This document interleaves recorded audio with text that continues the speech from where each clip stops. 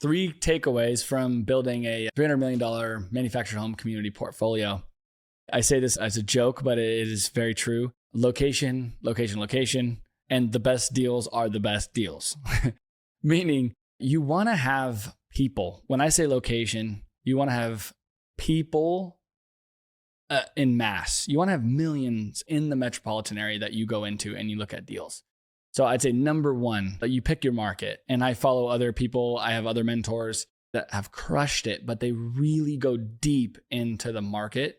I'd say their information and their data sets and everything that they go into, demographics for their specific market, is absolutely key. And the more people, the merrier. Number two is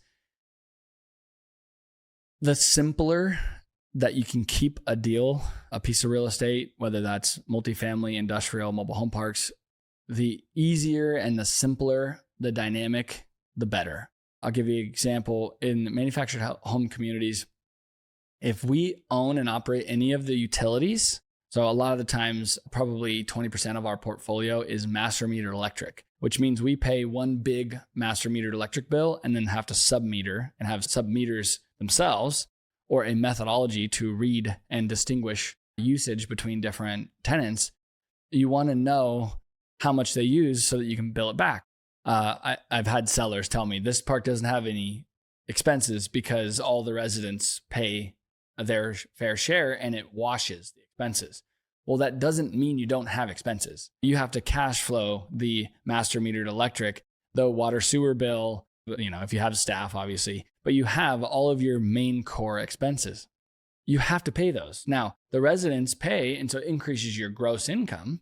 They pay their fair share, let's say water, sewer, and electric, but you still have expenses, and that expense load and ratio is much better if everything is billed direct from the utility provider. So keep it simple with city services, city water, city sewer. The power company is billing direct to the residents with their own electric bill, just like if you move into an apartment and you have to sign up and call the power company, that's what you want. And I would lean into more stabilized assets on the front end. It's now our focus. We like stabilized assets that are the rents are displaced and low. And that way, the control of costs and expenses moving forward is vastly better and so much more simple to manage and plan for big dollar expenses.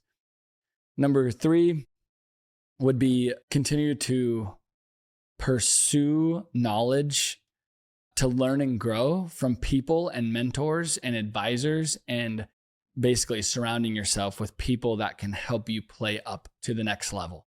Even if that's from ground zero and you haven't done deals, go hang out with people that have.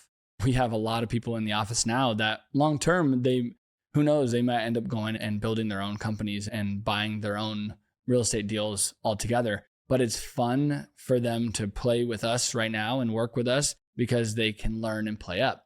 Just like we surround ourselves with guys that are 10, 20 times our size, whether that's in apartments or mobile home parks. I have friends and people that I've actively tried to build relationships with and alliances with to where they can share knowledge and really cool insight about how to scale and build.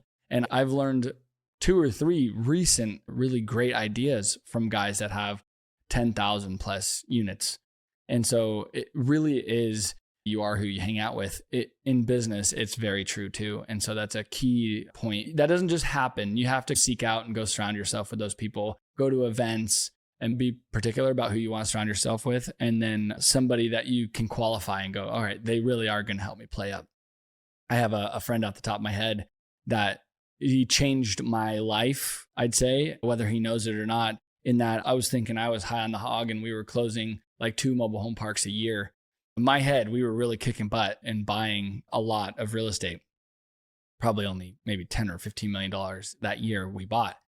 Well, we had a deal in escrow, we had closed, and then we had another deal in escrow. I bump into this guy that's in our space, and he had 33 mobile home parks in escrow that were all equivalent in size.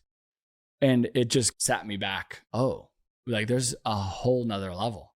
And so just know that whenever you think you've kind of hit a level, there's always another level, and that it pretty much perpetuates indefinitely.